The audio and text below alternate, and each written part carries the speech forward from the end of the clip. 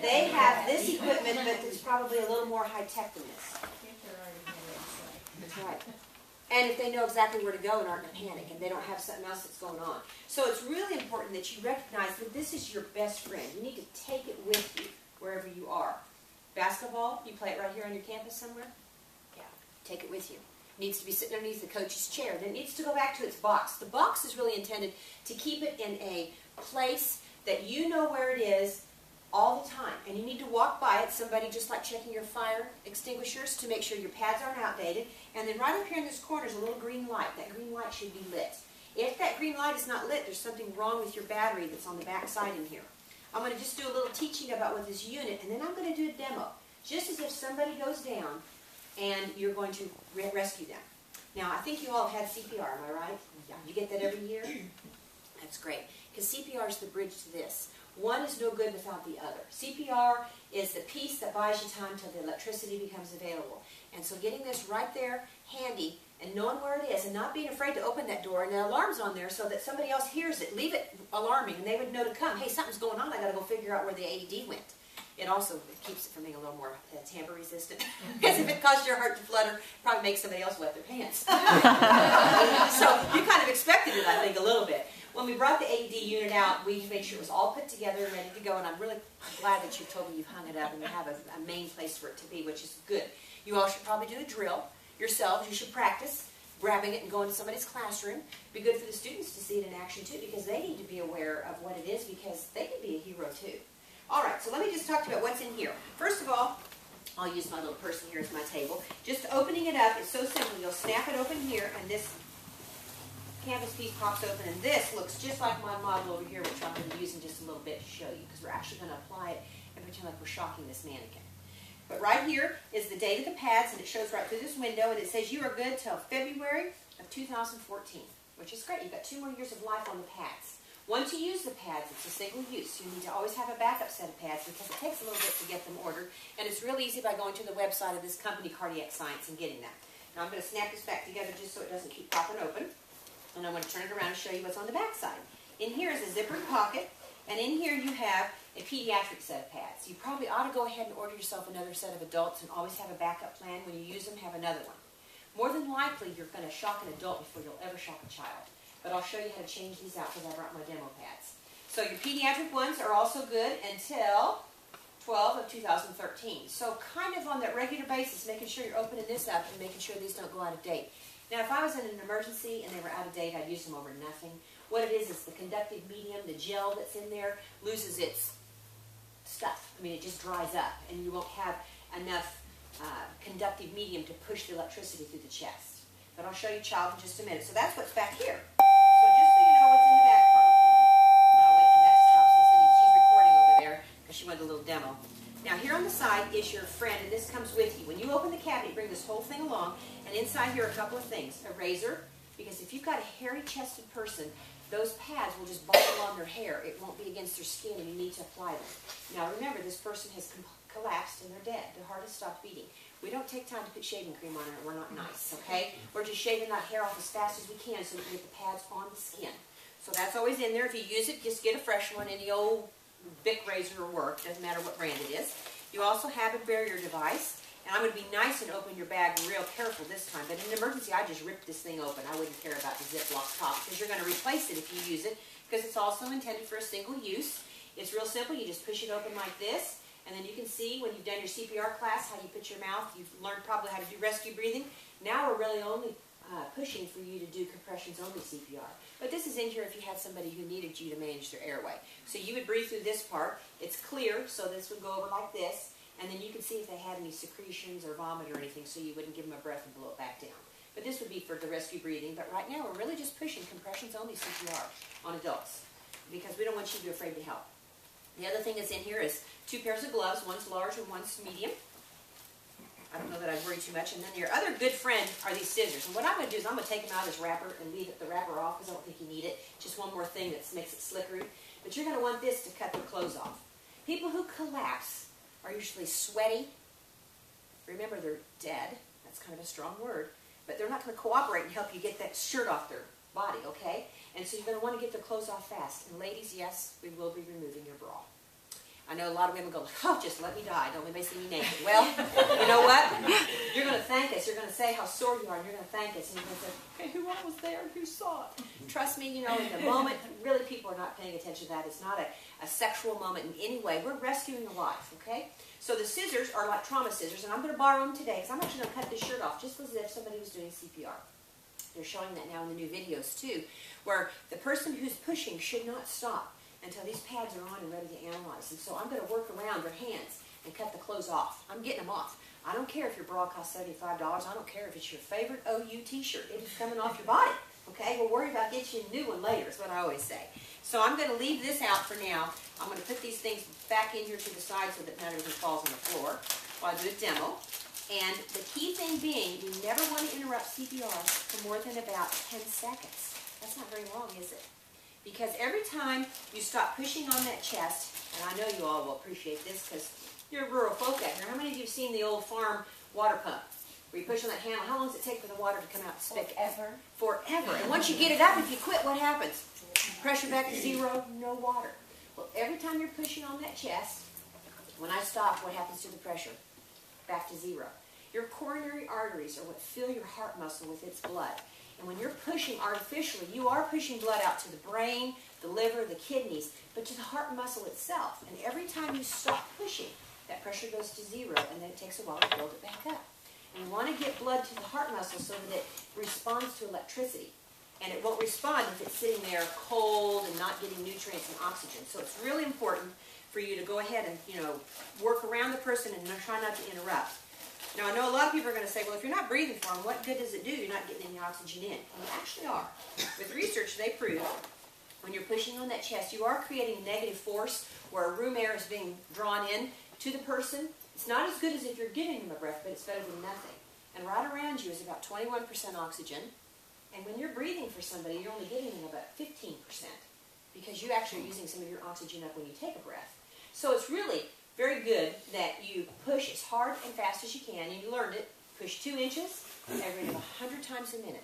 So we're going to pretend like there's a compressor on this side of the body, and I would arrive over here. And I would arrive opposite of them so that they've got their hands in the center of the chest, and we teach you, don't we, to expose the chest and put your hands where it should be. Well, you may not be able to get that shirt out. I mean, they may be so sticky and it may be so tight you just can't. So I would recommend that you not be so concerned about getting the chest exposed until your AED gets there and you've got your scissors. It's better to start pushing right away if you can. Just make sure you're in the center of that chest, pushing 2 inches and pushing fast. So let me let you hear what the AED has to say, and then I'm actually going to use my scenario one because this one won't go any further than a certain point because it knows the pads have not been opened, and I don't want to use your only set of pads. You will not be happy with me if I did that. All right. So I've arrived opposite of the compressor. I've laid the AED down. They keep pushing, and if they stop, say, no, keep pushing. Don't stop until the AED is ready to analyze, okay? I open the door, and it's going to go through a little self-test. I'll just hold it up so you can see the screen. Stay calm.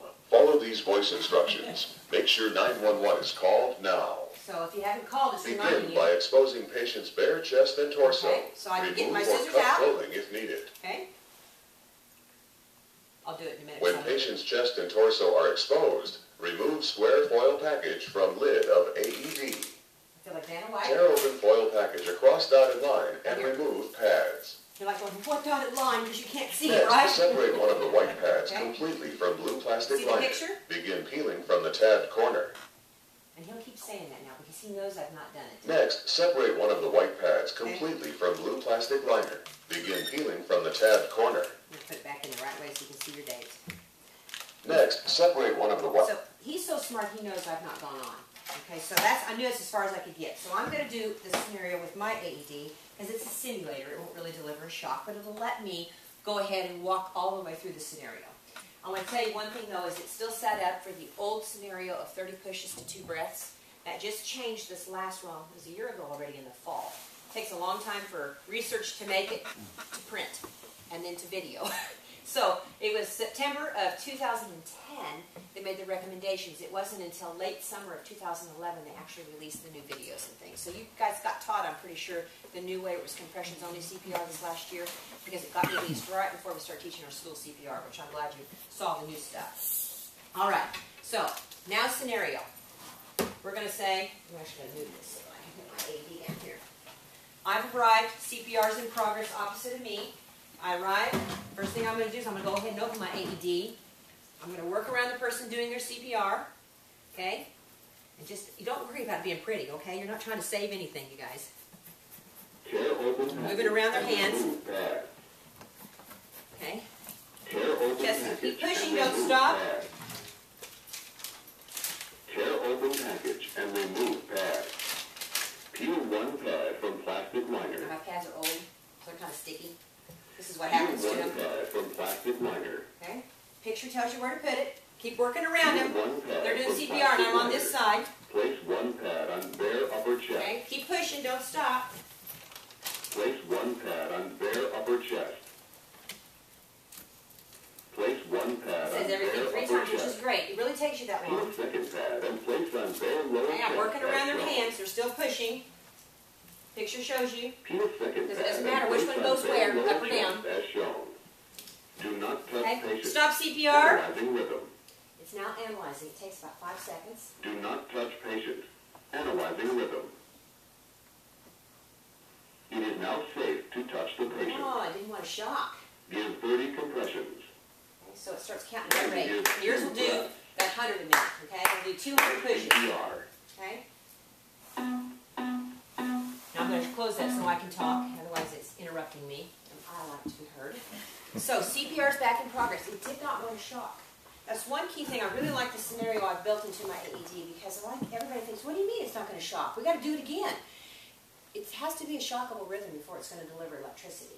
And those 2 rhythms, for the fancy words, are ventricular fibrillation or ventricular tachycardia. You can't see that there's no screen, but it has a little recipe built into it, and it knows those 2 rhythms. If it doesn't see those rhythms, it's not going to recommend a shock. It's going to recommend going to CPR. If you were doing CPR and you stop to analyze, that didn't just suddenly start to get a heartbeat. You need to go right back to CPR. So how many pushes will you do? 200, right? And now we should have a new pusher. I've arrived with the AED. If it's just me and you, I'm going to take over pushing because you're tired. You've just pushed for indefinitely, right, until I got there with the AED. You just keep pushing until someone comes, so you don't ever have to stop. So I take over the chest. After 200 pushes, we would stop. It would reanalyze. All right? And then, if it says no shock advised, what do you think we should do? Back to pushing. Because trust me, I've been a nurse for a long time, and I have never seen a patient just sit up and say, "Praise the Lord, my cardiac salvation." It has never happened, okay? In all my years of being a nurse. It usually takes a shock. So what you're trying to do is keep pushing. Don't be discouraged if it never recommends a shock. It kind of depends upon a lot of things. You know, was the person sick before? Were there things going on? Now let's rewind the tape and say it had delivered a shock. Boom. Shock advised, stand clear. Charging. And then it stops. And the little heart, I don't think yours has a heart, but you'll have a little button that will light up. See it here? It's red. It stays lit, and it has charged itself up to 200 joules. I'm clear, you're clear, we're all clear, no one's touching. I wouldn't want to touch when it's shocking because I'd get curly hair. I would end up against the wall. I would get the electricity too. So we want to make sure no one is touching. If you're in a scenario where there's water, you've got to get them out of that water because water is a great conductor of electricity, okay? You wouldn't want to be kneeling in that water and deliver a shock. You'd be a part of the circuit. So be really careful about your environment. Because you know in the video, what do they say? Make sure the scene is safe. Don't they say that all the time? Make sure the scene is safe. So that you're not jeopardizing your own life to save someone else's. So if it says shock advised, I'm clear, you're clear, we're all clear, kaboom, hit the button and they get shocked. Then you've got to go right back to 2 more minutes of CPR. Just because you shock somebody does not mean they suddenly start having a pumping heart. Remember, it was sitting still. We're artificially pumping it. It's not going to just start beating strong like it was. Back to 2 more minutes of CPR, which is how many pushes? 200 again. New pusher this time if you've got one. Strong. You want to be strong. Push for 2 more minutes, and then you reanalyze. If it's another shockable rhythm, it'll advise a shock. If it says no shock advised, consider CPR, then you would do that look again. Are they breathing? And if they're breathing, then you might want to get them into that recovery position that they talked about, pull them over on their side, and stay there till help comes. And then check them periodically. People go back out again sometimes after we've gotten them back. But you could be the hero that saves a young person's life out there on the football field, the basketball court. You could be the fellow teacher that goes down. It could be a kid in the cafeteria. I mean, suddenly, without warning, somebody goes down. It will not shock a non-shockable rhythm. So there's no way a kid can play with this and hurt somebody either. So that's real important for you not to be afraid to get it out. I always say to everybody, it's better to be safe than sorry. Take it with you. Know how to use it. Don't be afraid. But I would recommend you order another set of pads and have them right there handy, because if you use them, you don't want to be for a while without them. Make it a part of your routine checks to check for your outdates. Make sure that green light's lit up, and you might do a drill once in a while. Okay, now it's time for questions.